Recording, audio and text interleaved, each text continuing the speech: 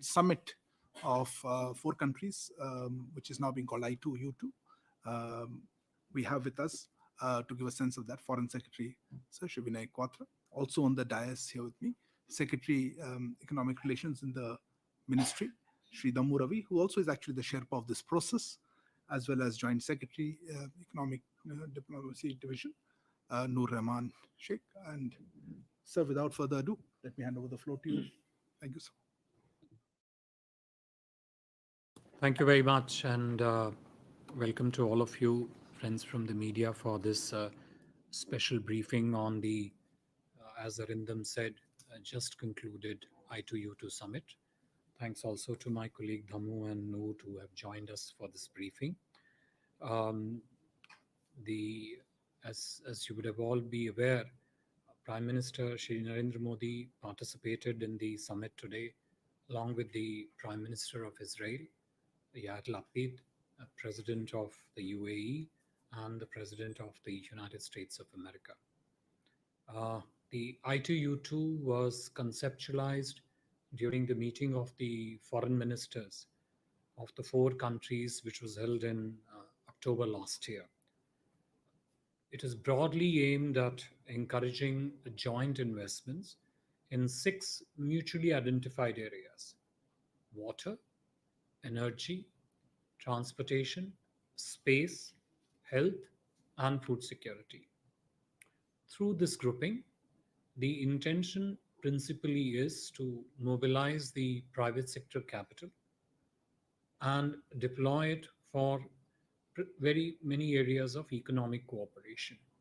The key ones of them I would like to list is deploy expertise to modernize infrastructure, pursue pathways for low carbon development for our industries, improve public health and access to vaccines, advance physical connectivity between the countries in the Middle East region, jointly create new solutions for waste treatment, explore joint financing opportunities, connect our startups to I2U2 investments, and also look at opportunities in the space of fintech.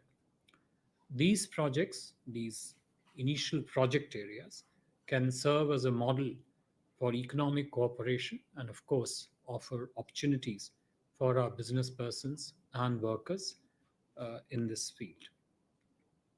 In today's summit, the Prime Minister had a frank and a very purposeful conversation with the other I2U2 leaders on strengthening economic ties in our respective regions and beyond.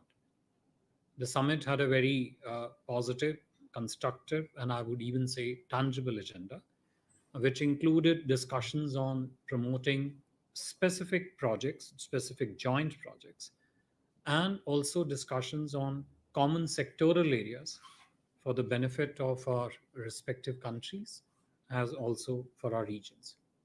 The possible joint projects and other priorities of I2U2 cooperation have already been captured in the joint statement, which is available in the public domain for you to access.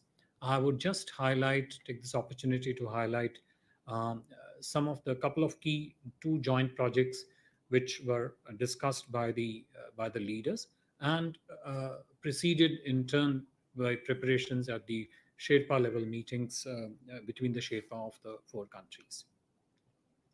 The first project relates to the food corridor.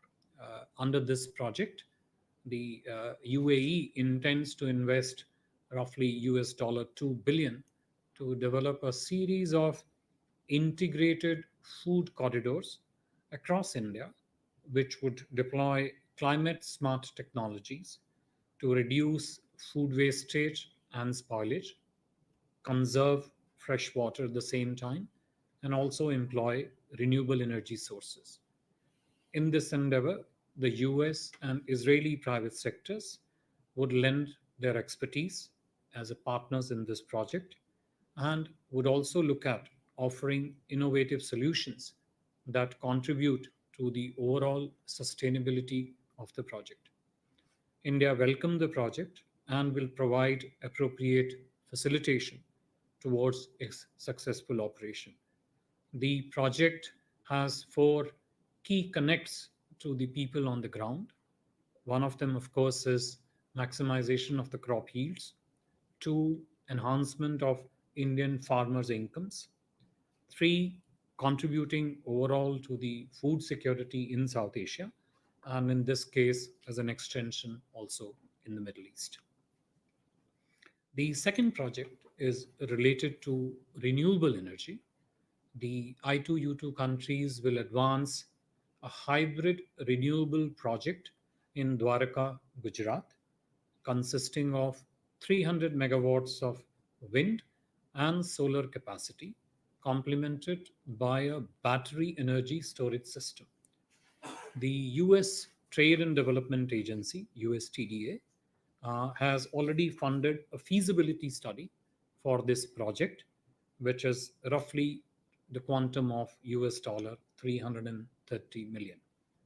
UAE based companies are exploring opportunities to serve as knowledge and investment partners on the project. Israel and the US intend to work with the UAE and India to highlight private sector opportunities in this field. Indian companies, of course, are very keen to participate in this project and contribute to India's goal of achieving 500 gigawatts of non fossil fuel capacity by 2030. Such projects, of course, have the potential to make India a global supply chain hub in the space of renewable energy. Apart from these two specific projects, the I2U2 leaders also discussed other common sectoral areas of interest. These areas mainly related to, as I mentioned in the beginning also, how to modernize infrastructure, including connectivity. Two, how to pursue pathways for low carbon development, areas of public health, solutions for waste treatment, connecting startups to the I2U2 investment platform, and the fintech sector. In the fintech sector, Prime Minister Shri Modi particularly highlighted the importance and the doability of expanding the UPI payment system across to the I2U2 areas. The summit also provided Prime Minister Modi an opportunity to convey his congratulations and best wishes to Prime Minister of Israel on assuming charge as the Prime Minister of that country. Overall, the discussions in the summit were very fruitful and productive, and there are mechanisms in place, and we hope to take forward the outcomes of this summit with our I2U2 partners and other stakeholders through these established mechanisms, which are led at the Sherpa level. I will stop here and take any questions that might be there. Thank you very much. Thank you, sir. Please, we'll take a few questions. Please introduce yourself and the organization that you represent. Why don't we start with Deshi? I saw your hand first. This is Yeshi Seli from the New Indian Express. I'd like to know a little more about these food corridors. What does it entail? And are there places in India which have been identified where they're likely to be? And secondly, before this I2U2, there was this grouping between India, Israel, and UAE. Does that still stand or has it been merged? The trilateral. Yeah, trilateral. Okay, sorry, I had lots of hands lifted one by one. I remember seeing one second. I remember seeing you. Go ahead. Yeah, this is Nivedita from Swarajya. Is there any specific reason behind the timing of this formation of this initiative, this particular group? And secondly, is China a factor in this? Okay, somebody here hand. Yeah, please, Madhur, please. Sir मैं Madhurendra news nation से I2E2 को लेकर ये कहा जा रहा है कि पश्चिम एशिया का क्वाड है, तो इसके पहले वर्चुअल समिट के बाद इस टर्म को आप कैसे डिफाइन करना चाहेंगे, पश्चिम एशिया का अगर क्वाड का है? अच्छा, okay. Who else had a hand in 1 second? Hello, Siddhant. Hi, sir. Siddhant from Beyond. So, what will be the mechanism of this grouping in terms of its meeting? will it meet annually, or what's the format like?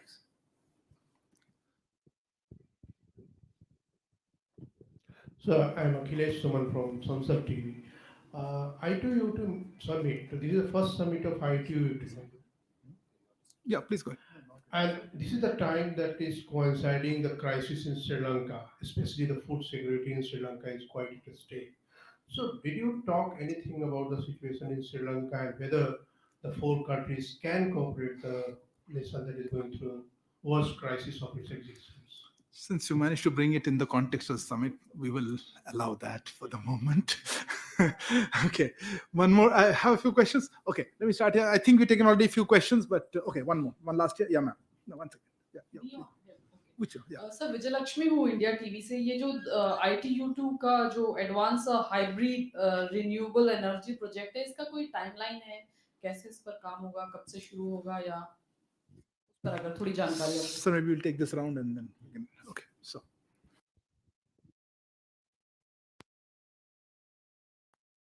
Thank you. With regard to the question on the food corridor, the line of effort in this particular project relating to the food corridor is to shape it in a manner that benefits the small and marginal farmers here. The proposed food parks that are being talked about have a set of objectives which would be sought to be achieved in this. One of them includes how do you reduce through these food corridors, how do you reduce trade barriers between the economies of the I2U2? How do you, and this is a very important factor, how do you harmonize the food safety and quality standards? Three, besides harmonization, how do you also use this as an opportunity to benchmark yourself to export the perishable food products that you would grow in this corridor and export them globally? These are not only the project is very specific, I think the outcomes of the project also, both in terms of trade facilitation mechanism as also in terms of genuine exports of the product, in this case the food products, is very, very specific. Naturally, the corridor would allow access to the strategic markets of the Gulf, starting through the UAE, where it's targeted. It would automatically also lead to a significant job creation opportunities within the Indian setup. As far as my understanding goes, this would essentially be an effort governed by the private sectors involved in both the countries, and the area of economic activity of food park will be in the state governments. I understand that as of now, the startup idea is to put it up in two states. I mean, both the states are still exploring that opportunity. I think one of them is Gujarat, the other is Madhya Pradesh, if I'm not wrong. So these are two states in which this particular food corridor, food park project would be taken up. There have also been discussions on the initial identification of what kind of food products crops would be grown there. And this initial list is not an exhaustive list, but includes things like banana, potato, rice, spices, onions, some of the focus crops areas. Obviously, going forward, this list might expand depending upon how the activity takes place on the ground. I think there were a couple of questions relating to the timing of the I2U2 summit. I think, as I mentioned in my opening remarks also, the idea of the I2U2 summit was conceptualized in October last year.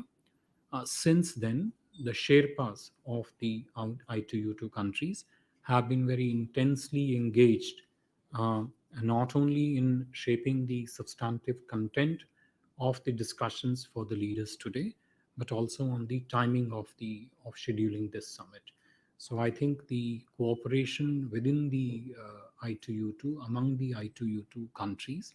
And for India, each country in the I2U2 is a strategic partner. I think this cooperation, its direction, its principal economic orientation stands on its own merit and is to be taken as such and not in the context of any other country.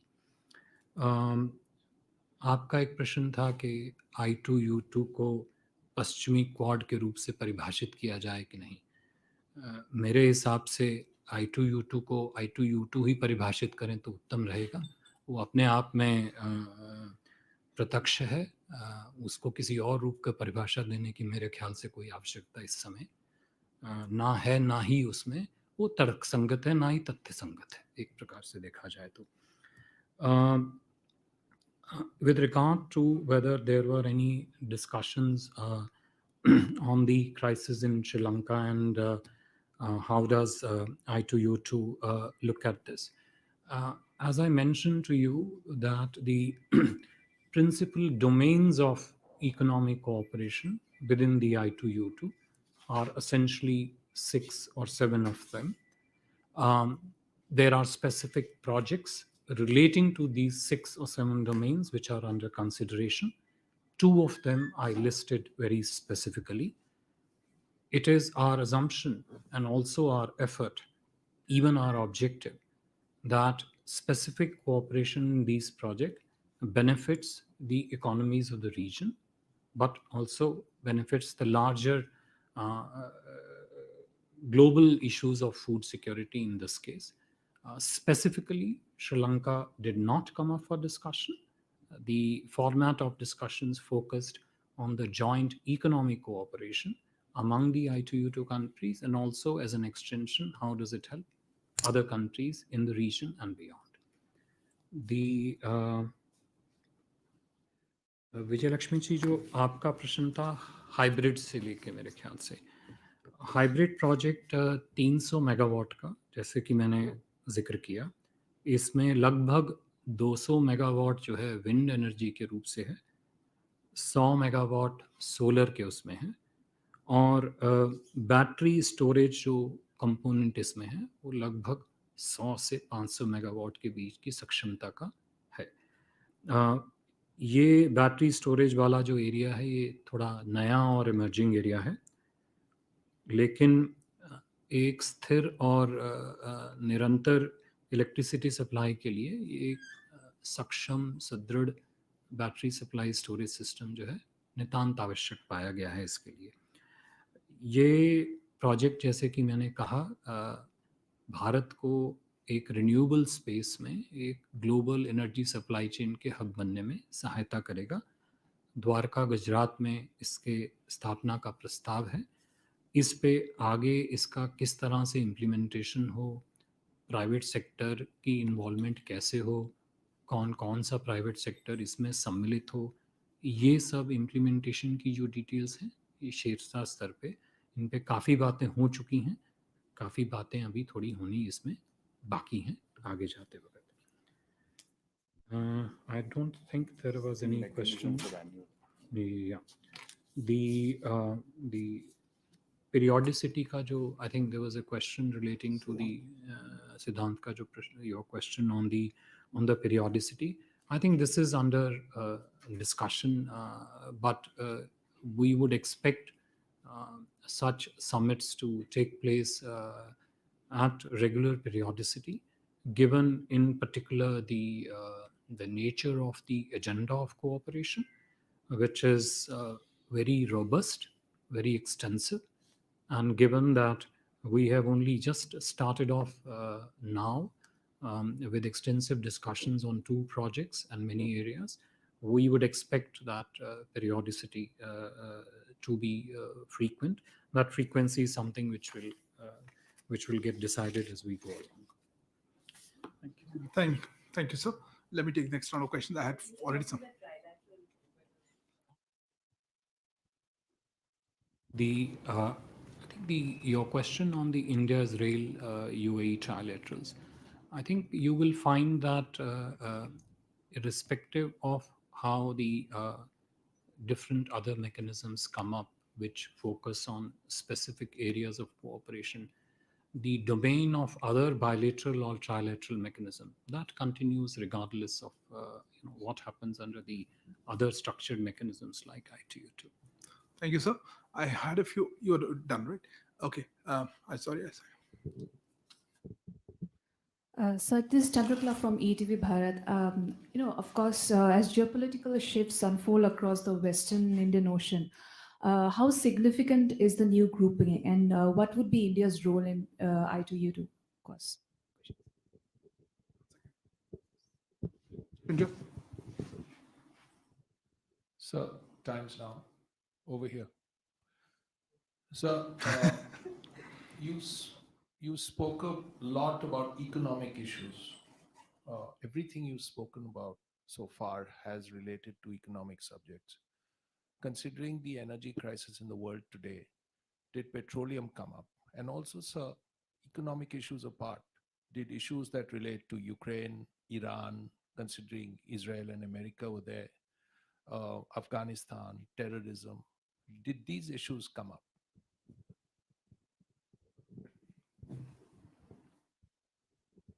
Color from the Hindu, sir. So since the food parks are related to the farmers, has this plan been discussed with the farmers?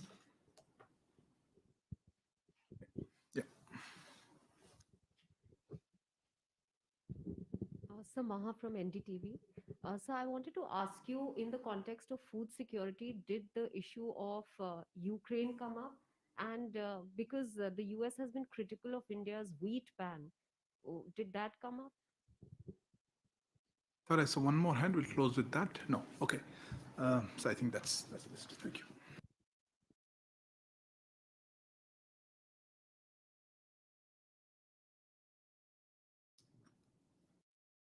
Thank you. The crisis in West Indian Ocean and India's role, how do we relate it to I2U2? I think that was your question.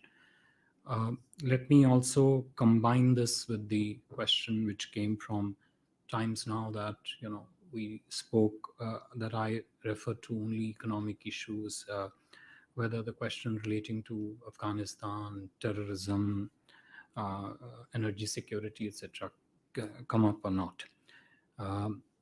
Let me put it this way, in order to put it in a perspective of how exactly the leaders of the I2U2 and how India looks at the lines of effort and the lines of objective of this cooperation.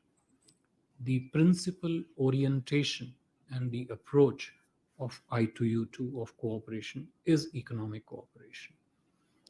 As I mentioned, the objective is to mobilize the private capital in the I2U2 economies and deploy it for tangible areas of economic activity, specific projects in the fields of which I listed: water, energy, transportation, space, health, and food security. This is currently the defined scope of I2U2 economic engagement between the four countries involved in this space. As I mentioned, India has strategic partnership with each of the I2U2 countries. India's role in this would be a pivotal role, will be a key role, and will also be a role in which we would facilitate and undertake many of these areas of actual economic activity in our country. Going forward, which I mentioned to you, if you look at areas of cooperation, like linking up the I2U2 countries' capital rich nature, how do we link it to the startup innovation sector in India, for example, to fintech? As I mentioned, India has phenomenal and remarkable capacities in the space of fintech, both in terms of products, in terms of services, and now increasingly in terms of platforms. Obviously, these would offer a sound basis for us to be able to expand our economic capacities into the I2U2 economies. So India's role in the I2U2 segment would be pivotal. With regard to the question on discussions with the farmers, I think when the specific food corridor project is implemented, and the manner of its implementation will naturally ensure that all the stakeholders involved in this process are taken on board and are fully consulted before these projects are implemented. Whether the issue of wheat ban, Ukraine, etc., came up, the answer is no, it didn't come up. Thank you very much, sir. Thank you all for joining this special briefing. May I thank Foreign Secretary, sir, as well as Secretary Economic Relations, as well as Joint Secretary ED for sparing